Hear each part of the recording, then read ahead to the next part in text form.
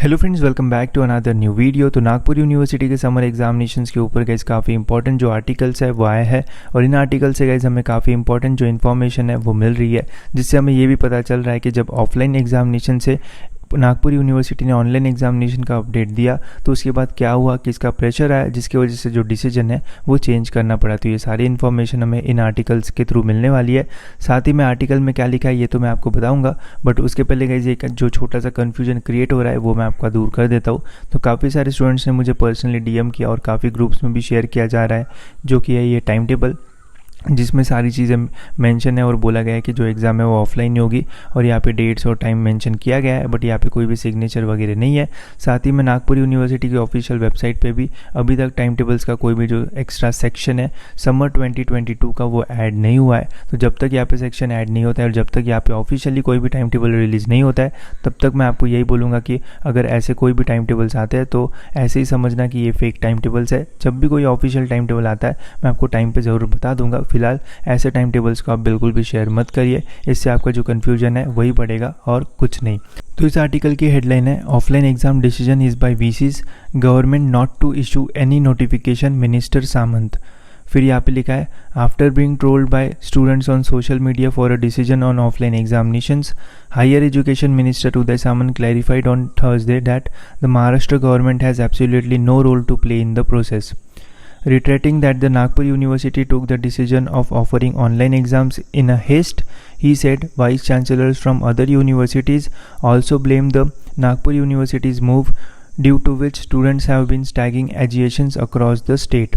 तो जब नागपुर यूनिवर्सिटी का ऑनलाइन का डिसीजन आया तो सभी जो बाकी के वाइस चांसलर्स थे उनका कहना था कि आपके डिसीजन की वजह से हमारी यूनिवर्सिटीज़ के भी जो स्टूडेंट्स हैं वो बोल रहे हैं कि जो एग्जामिनेशन है वो ऑनलाइन मोड में कंडक्ट करिए। अगर वो यूनिवर्सिटी एग्ज़ाम ऑनलाइन ले सकती है तो फिर हमारी यूनिवर्सिटी एग्जामिनेशन ऑनलाइन क्यों नहीं ले सकती। ऐसा काफ़ी सारा जो प्रेशर है वो नागपुर यूनिवर्सिटी के वाइस चांसलर पे डाला गया था। बट एक ही क्वेश्चन इसके ऊपर मैं पूछना चाहूँगा कि जब मुंबई यूनिवर्सिटी ने अपना अपडेट दिया था समर एग्जामिनेशन का तो उन्होंने भी ट्रेडिशनल कोर्सेज़ का जो एग्जामिनेशन का अपडेट है वो ऑनलाइन का दिया था। तब तो ये सारे जो क्वेश्चन है वो नहीं उठाए गए थे, तब तो मुंबई यूनिवर्सिटी के वाइस चांसलर के ऊपर कोई भी ऐसा जो प्रेशर है वो क्रिएट किया नहीं गया था और उदय सामंत ने भी तभी इंटरफेयर नहीं किया था उनके डिसीजन में कि आपने ऑनलाइन का जो अपडेट है वो क्यों दिया। तो फिर जब नागपुर यूनिवर्सिटी ने ऑनलाइन का अपडेट दिया तभी ये सारी जो चीज़ है वो क्यों की गई, ये एक बहुत बड़ा क्वेश्चन है। और अगर इनका कहना ही है कि हम सारे जो डिसीजन है वो सेम ही लेंगे तो मुंबई यूनिवर्सिटी में तो पहले ही ट्रेडिशनल कोर्सेज़ की जो एग्जामिनेशन है वो ऑनलाइन हो चुकी है, तो डिस्क्रिमिनेशन तो होगा ही स्टूडेंट्स के बीच में, तो फिर ये डिसीजन फेयर ही नहीं रहेगा। तो ऐसे भी जो क्वेश्चन है वो भी क्रिएट होते हैं। फिर यहाँ पे the state and higher and technical education department has no role to play in the examination process. We had already floated government resolution GR on February 15 clarifying that the universities would decide as per the prevailing COVID-19 situation.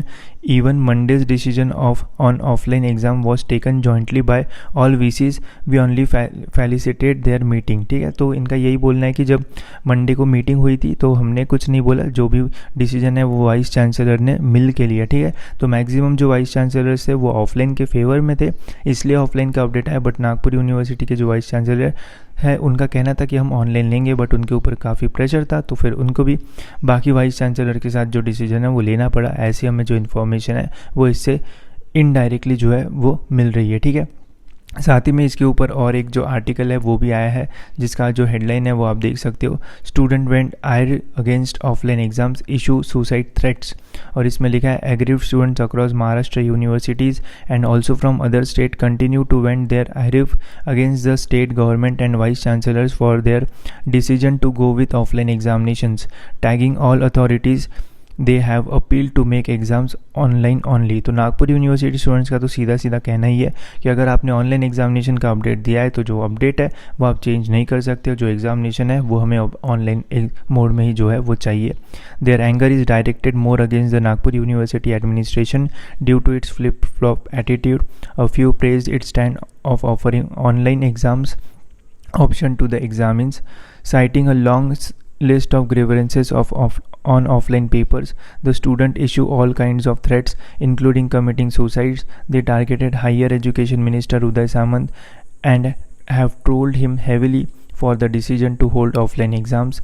Some questioned the government's stand on bringing uniformity in the exams, pointing out that half of the Mumbai University papers for traditional courses were already conducted in online format and there were no question of equality.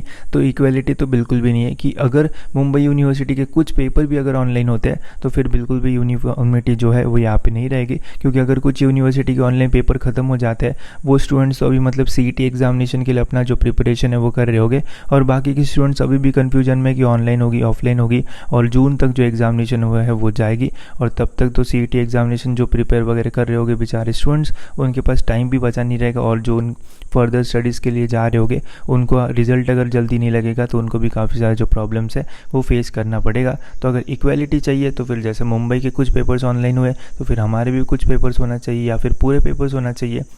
अगर कुछ paper online कुछ paper offline होते हैं तो उसमें भी Mumbai university के students ने काफ़ी सारे जो पॉइंट्स है वो उठाए थे, और डिस्क्रिमिनेशन के ऐसे काफ़ी सारे पॉइंट्स भी उठाए थे।